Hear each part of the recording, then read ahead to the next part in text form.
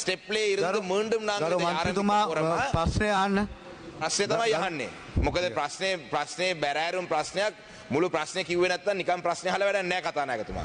அந்த வகையிலே இது கௌரவ சபாநாயகர் அவர்களே, உண்மையிலே இது இந்த பாராளுமன்றத்திலே இன்றுதான் முதலாவது கேள்வி பதிலுக்கான நேரம் ஒதுக்கப்பட்டிருக்கு. அந்த வகையிலே கௌரவ பிரதி அமைச்சர் அவர்கள் இந்த கேள்விக்கு பதில் அளிக்கிறது தொடர்பாக எனக்கு எந்த எதிர்ப்பும் இல்லை. ஆனால் உரிய கேபினட் அமைச்சர் முதலாவது வாரத்திலே நாங்கள் இந்த கேள்வி எழுப்பும் பொழுது இது ஒரு கேபினட் மட்டத்திலே எடுக்கப்பட வேண்டிய ஒரு பிரச்சனை, இது தீர்மானம். கௌரவ பிரதி அமைச்சருக்கும் எனக்கும் எதிராக எந்த தனிப்பட்ட விரோதமும் இல்லை. அவர் ஒரு சிறப்பாக செயல்படக்கூடிய ஒரு, ஆனால் இந்த ஒரு கேள்வி பதில் விடயத்திலே கேபினட் அமைச்சர் இந்த சபையிலே ஒரு பதிலை தந்திருந்தால் இதை விட கூட பொருத்தமா இருக்கும் என்றதையும் சொல்லி, இந்த மேச்சத்தரை பிரச்சனை என்றது வடக்கு கிழக்கிலே, இது மட்டக்களப்பு மாவட்டத்திலே மயிலத்தமடு என்ற பிரதேசம் மற்றும் குறித்து போட்டிருந்தாலும் கூட வடக்கு கிழக்கிலே இந்த மேய்ச்சல் தரை சம்பந்தமான பிரச்சனை எல்லா மாவட்டங்களிலும் இருக்கு. கடந்த காலத்திலே நீங்கள் பார்த்திருப்பீங்கள். இது ஒரு அரசியலான ஒரு பிரச்சனையாக மாற்றப்பட்டு இனங்களுக்கு எதிராக ஒரு முரண்பாடு வளரும் அளவுக்கு வந்து என்னை போன்றோருக்கு எதிராக சில மத தலைவர்கள் வீதியிலே இறங்கி ஆர்ப்பாட்டங்கள் செய்து பொல்லால அடித்து என்னுடைய முதுகெலும்பை உடைக்க போறேன் எல்லாம் சொன்ன அளவுக்கு இந்த பிரச்சனை வளர்ந்து விட்டது. அந்த வகையிலே இந்த மேய்ச்சல் தரை பிரச்சனை சம்பந்தமாக மயிலத்தமடு, அதே போல கெவிலியாமடு, அதே போல மட்டக்களப்பிலே உன்னிச்சை, மேசைக்கல் பிரதேசம், கருவாச்சோலை, இப்படி மட்டக்களப்பு மாவட்டத்திலே மட்டும் பல பிரதேசங்களிலே மேய்ச்சத்தரை பிரச்சனை இருக்கு. நான் அம்பாறை மாவட்டத்திலையும் வட்டமடு என்ற பிரதேசத்திலையும் இருக்கு, திருவோணமலையிலையும் இருக்கு. அப்ப இந்த மேய்ச்சல் தரை, இந்த நிலங்களை ஒரு மேய்ச்சத்தரையாக வர்த்தமானி மூலம் அறிவிக்கிறது தான் நீண்ட காலமாக இருக்கும் இந்த பிரச்சனைக்கான தீர்வு. ஆனால் அது வர்த்தமானி மூலம் அறிவிக்கிறதுக்கு 2010ஆம் ஆண்டிலிருந்து பல முயற்சிகள் எடுக்கப்பட்டது. தயவு செய்து ஒரு சில நிமிடங்களை தாங்க. நான் இந்த விளக்கமாக இதை சொல்றதுக்கான காரணம், இந்த பிரச்சனை அரசு அதிகாரிகள் மிக இலகுவாக இது ஃபாரஸ்டோட சம்பந்தப்பட்டது, இல்லைண்டா ஃபாரஸ்ட் சொல்வார்கள் இது மகாவலியோட சம்பந்தப்பட்டது, இல்லாட்டி ஃபாரஸ்டும் மகாவலியும் இரண்டு பேரும் இணைந்து சொல்வார்கள் இது பிரதேச செயலகம், இல்லாட்டி இது அரச நிலம் என்று. ஆனால் இந்த மயிலத்தமடுவை ஒரு உதாரணமாக எடுத்தால், மயிலத்தமடு இருக்கிற பிரதேசத்தில் 26,000 ஏக்கர் நிலம் அந்த பிரதேசத்தில் இருக்கு. எத்தனையோ ஆண்டுகளாக வந்து பெரும் போக செயல் ஆரம்பிக்கும் பொழுது எங்களுடைய கால்நடைகளை இந்த மேய்ச்சத்தரைக்கு கொண்டு போக சொல்லி விவசாய ஆரம்ப கூட்டத்திலே சொல்லப்பட்டிருக்கு.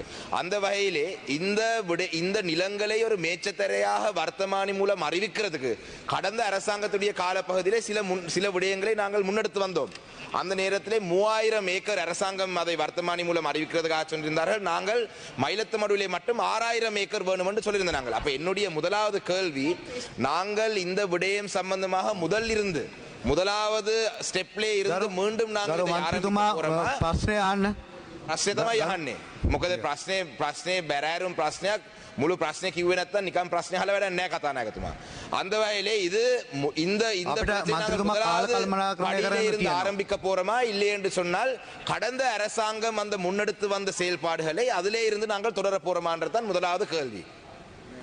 கௌரவ சபாநாயகர்களே, என்னுடைய இரண்டாவது கேள்வி என்னென்று சொன்னால், சரி, கௌரவ அமைச்சர் சொன்னது போல இந்த விடயத்தை நாங்கள் தொடர்ந்து பேசுவோம்.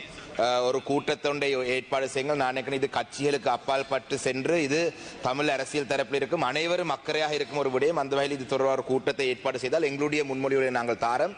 ஆனால் அதுவரைக்கும் அந்த காலப்பகுதி வரைக்கும் நஷ்டஈடு வழங்குவது, கம்பன்சேஷன், எத்தனையோ 280க்கு அதிகமான கால்நடைகள் கொல்லப்பட்டனர். நாங்கள் அந்த இடத்திலே நான் ஒரு வழக்காளியாக நீதிமன்றம் சென்று ஒரு வழக்கு தாக்கல் செய்து அதிலே 13 பேரை அகற்றுமாறு ஒரு நீதிமன்றம் ஒரு உத்தரவை தந்து அந்த உத்தரவை கூட அரசாங்கம் நடைமுறைப்படுத்தவில்லை. இன்று வரைக்கும் அதிலே 7 பேர் அந்த உள்ளுக்குள்ளே இருக்கிறார்கள்.